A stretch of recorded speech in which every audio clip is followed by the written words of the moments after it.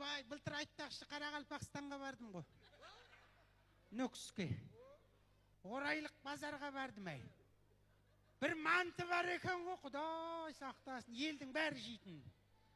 Бетіп қарасаң күн көрінетін. Сөйтіп айттым әй, қыздар, мына мантыларыңнан күн көрінеді ғой десем, ойбай, осы мантыдан бізде күн көріп отырмыз ғой дейді. Ойбай.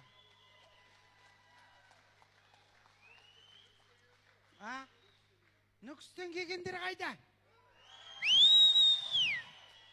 Сендер патрат қылмай аман есен қайтыңдар әй.